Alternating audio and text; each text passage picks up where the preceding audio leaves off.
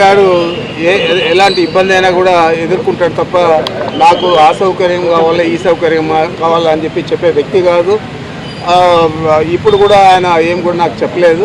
అయితే ఇక్కడ ఉన్న పరిస్థితుల దృష్ట్యా అక్కడ ప్రభుత్వం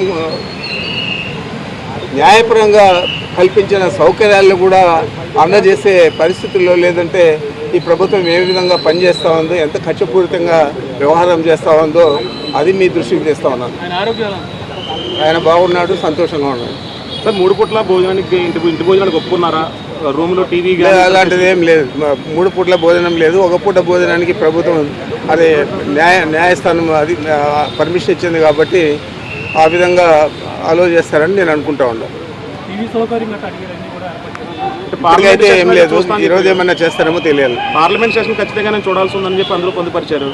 అంటే అది వెసులుబాటు తీసుకుంటారంటారా? చూడాలి, ఎంపీగా ఉన్నారు కాబట్టి ఈరోజు చూడాలి. ఒకవేళ కనుక నిబంధనలకు ఒప్పుకోకపోతే అంటే ఏ రకంగా ముందుకు వెళ్ళబోతున్నారు? ఒక ప్రజాప్రతినిధి నిబంధనలు మీరు వెళ్ళారు, మళ్ళీ న్యాయస్థానాలనే ఆశ్రయిస్తాము.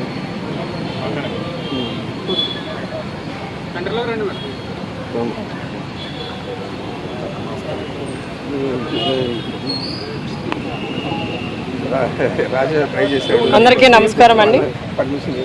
ఈరోజు మరి మిథున్ రెడ్డి గారి మీద ఏవైతే మద్యమ కేసులు బనాయించి ఆయన అరెస్ట్ చూపించారో ఇది అక్రమ కేసు, అన్యాయంగా ఆయన మీద బనాయించారని చెప్పి మా వైసీపీ నాయకులం అందరం కూడా తీవ్రంగా దీన్ని ఖండిస్తున్నాం. మా ప్రభుత్వం అధికారంలో ఉన్నప్పుడు, జగనన్న ముఖ్యమంత్రిగా ఉన్నప్పుడు ఈ మద్యమ దుకాణాలని ప్రభుత్వమే నడిపించి ప్రభుత్వానికి ఆదాయాన్ని చేకూర్చారు. ఆ రోజున మరి ఆ విధంగా నడిచిన ఈ మద్యమ షాపులు మరి వాటిలో ఈ రోజున స్కామ్ జరిగిందని చెప్పి లేనిపోని నిందలన్నీ కూడా మా ఎంపీ మిథున్ రెడ్డి గారి మీద మోపి ఆయన్ని ఈ విధంగా మరి జైలు పాలు చేయడం అనేది నిజంగా మరి మేమందరం కూడా బాధపడుతూ మరి మేమంతా ఆయన పక్షాన నిలబడుతూ ఆయనకు సపోర్ట్గా ఉండడం జరిగింది. అంటే ఈ రోజున ఎంతసేపు కూడా ఈ కూటమి ప్రభుత్వం డైవర్షన్ పాలిటిక్స్కి తెరలేపుతూ ఈ రోజున మిథున్ రెడ్డి గారి మీద బనాయించిన అక్రమ కేసు కూడా ఒక డ్రామా అని చెప్పి మీకు తెలియజేస్తున్నాను. అంటే గతంలో మా ప్రభుత్వం అధికారంలో ఉన్నప్పుడు మేము ఎటువంటి డిస్టిలరీకి కూడా పర్మిషన్స్ ఇవ్వలేదు. మా ప్రభుత్వం అధికారంలో ఉన్నప్పుడే మేము మద్యం దుకాణాలని 30% తగ్గించడం జరిగింది. మా ప్రభుత్వం అధికారంలో ఉన్నప్పుడే బెల్ట్ షాపులన్నింటినీ కూడా రద్దు చేయడం జరిగింది. అంటే మేము మద్యాన్ని నియంత్రించడం జరిగింది. ఇంత కట్టడిగా చక్కగా మద్యం షాపుల్ని అంటే ప్రతి ఒక్కరికి కూడా అందుబాటులో ఉండకుండా ఆ రోజున ధరలు కూడా పెంచడంతో మద్యం నియంత్రణ అనేది చక్కగా జరిగింది.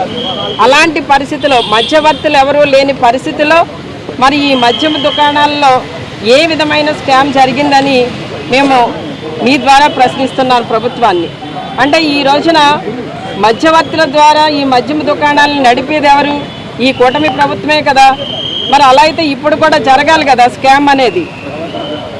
ఈ రోజున మేమంతా కూడా